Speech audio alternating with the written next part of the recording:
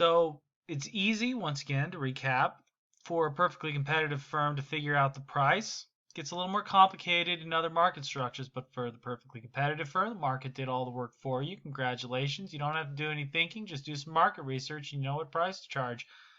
Quantity, however, gets a little more complicated, but when you get at the end of the day, it is actually pretty easy. And this one, unlike the pricing decision, this one is going to be the same thing for every market. Very simple rule as promised. Marginal revenue equals marginal cost. Memorize this one. This one is very, very important. Every market structure, all four of them, no matter how many competitors you have, whatever your cost structure is, when you figure out what your marginal revenues are, and you figure out what your marginal costs are, find the place where they're equal, and you'll maximize profits there. This is important enough to where it deserves a little bit of extra time to explain where we're getting this from. To figure out why this has to be the case, no matter the market structure, again, it doesn't matter the market structure. The market structure might influence this a little bit. This is going to be, no matter what market, this is going to be what it is. Your costs are going to be the same.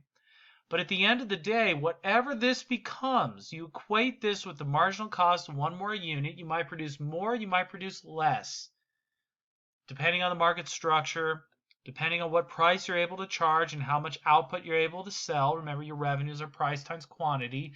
The change in that revenue, when that becomes equal to the change in your marginal costs, that's your output. You don't want to produce more, you don't want to produce less.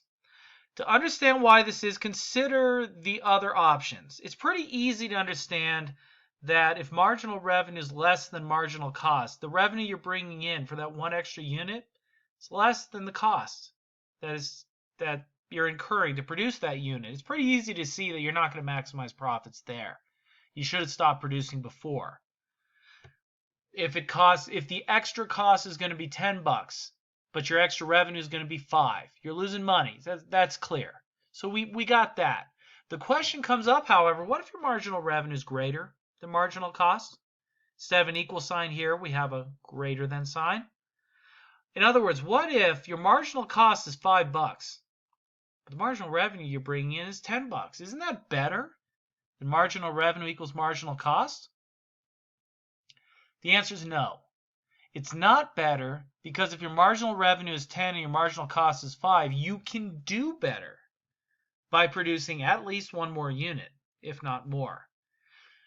This is why it's important to understand the marginal part that's different from the total part. If your total revenue is greater than your total cost and you can sell another unit of output, that's going to get you to a point where your total revenue is greater than your total cost. Yeah, go ahead and make more.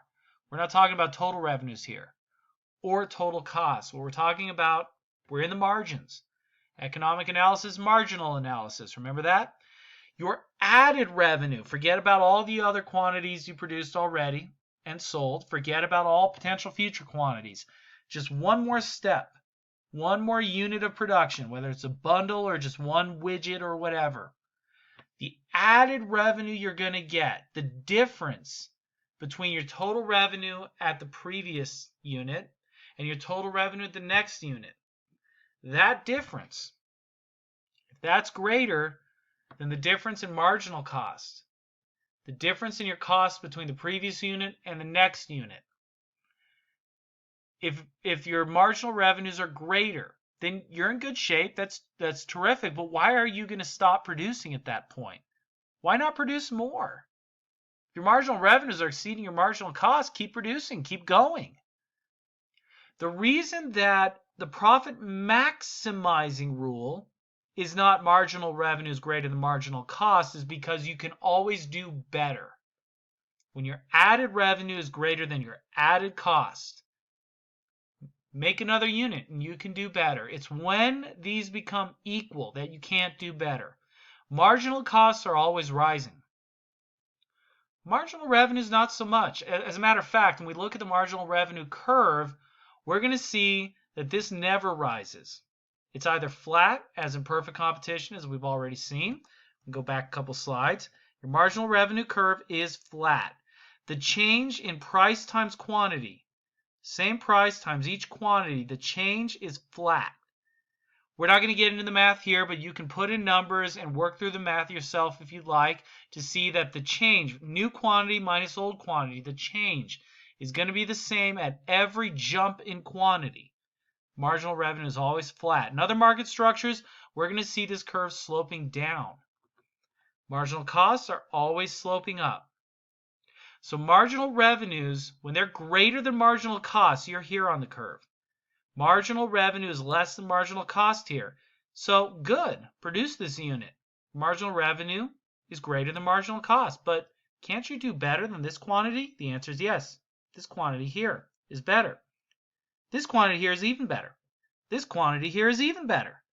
Keep adding quantity until you get here.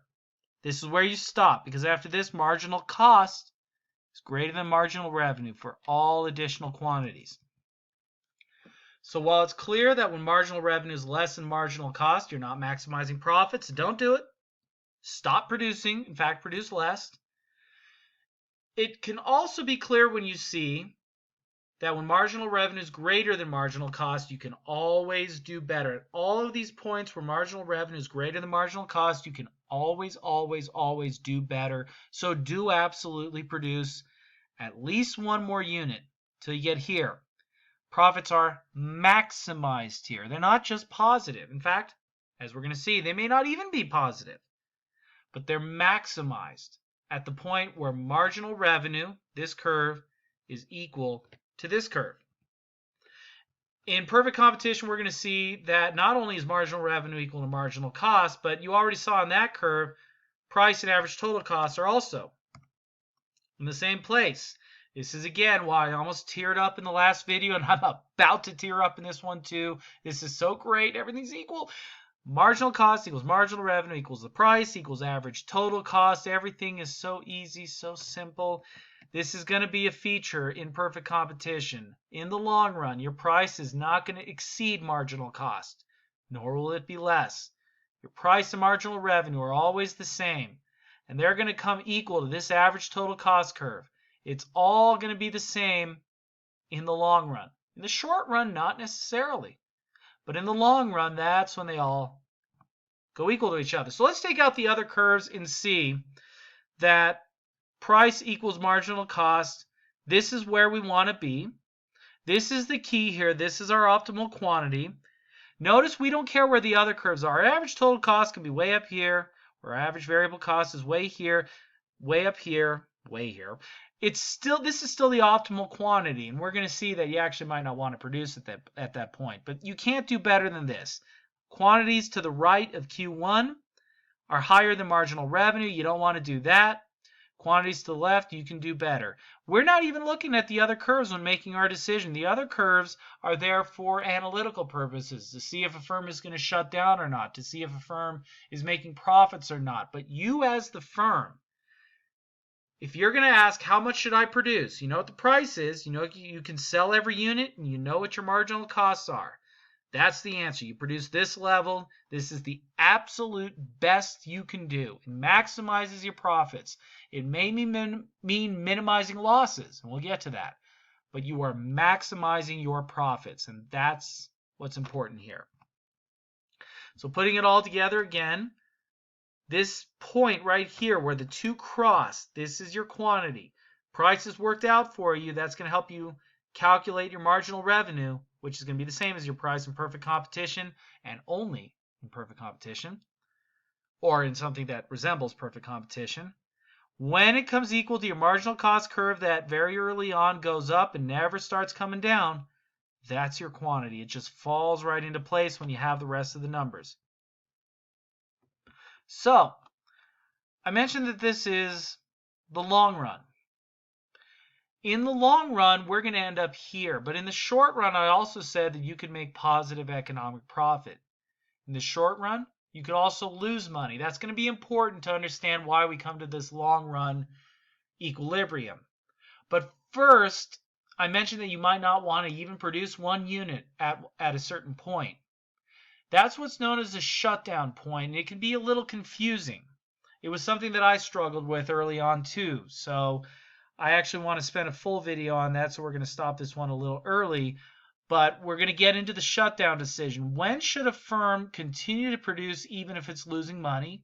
And when should a firm shut down? It turns out that this graph right here tells us everything we need to know, and it can end up being a very simple decision. But again, that's for the next video.